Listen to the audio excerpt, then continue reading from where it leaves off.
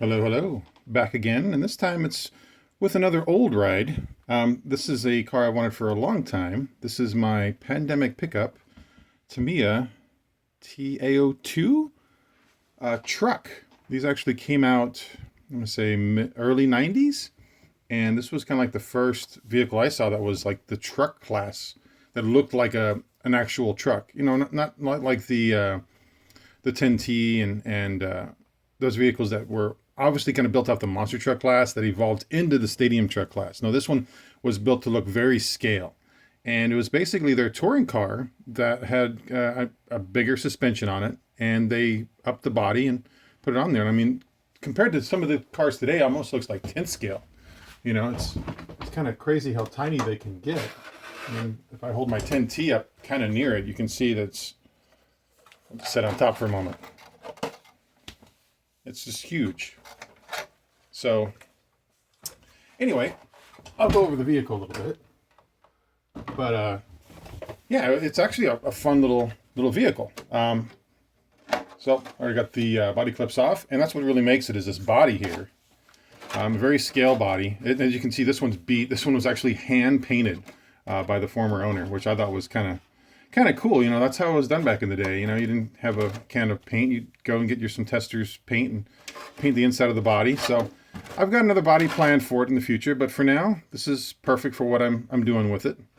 But they actually had three styles. They had the Ford F-150 that was licensed. They had the Toyota Tacoma, and then they had the Nissan. Not the Nissan. They had the Chevy. My goodness, what am I thinking of? Before the Colorado. What was that car called?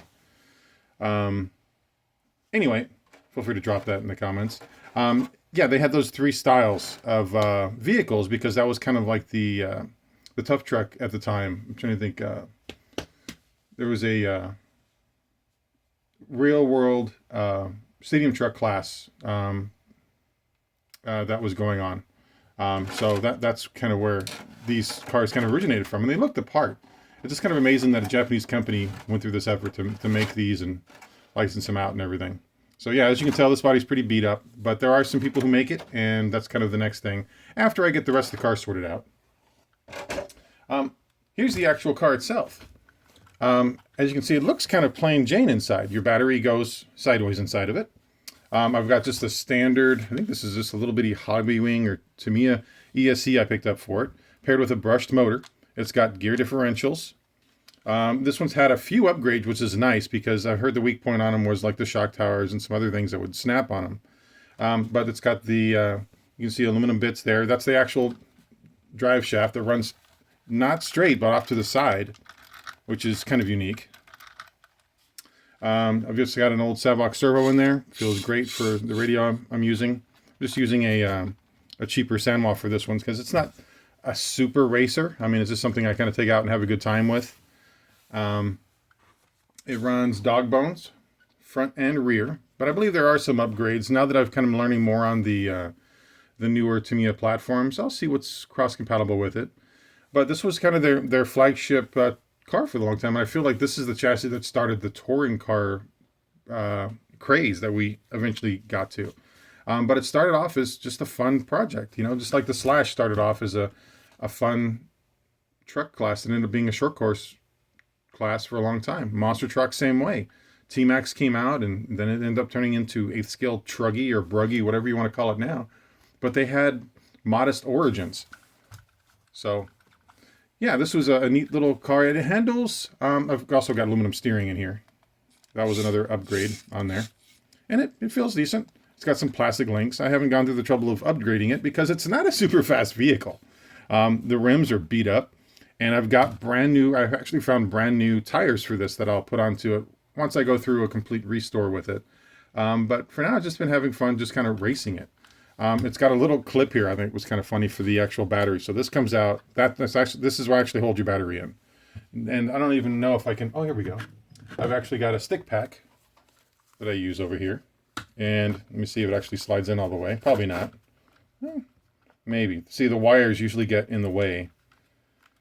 And then you get your balance cable. So I'll probably just put like a little brace or a little pin that kind of stops it from falling out this way instead of using the factory one when I'm running this pack. But usually there's enough friction in here at the speeds it's going to kind of hold it in place under the body. So if you were to really get intense with it, yeah, you'd probably want to upgrade that a little bit.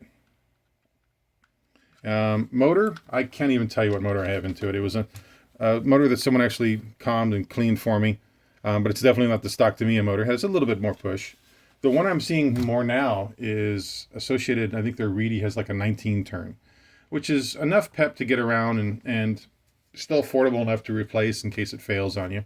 I'm even using the standard connectors on this. It's, you know, again, it's nothing fancy, but it's just a unique car, and I always wanted to work on it. And I never really had a Tamiya before this. I did eventually get a cloth buster. I'll go over that another time, but this was just such a neat little device. And I think Tamiya does this good balance where it's a model and, you know, a radio control car.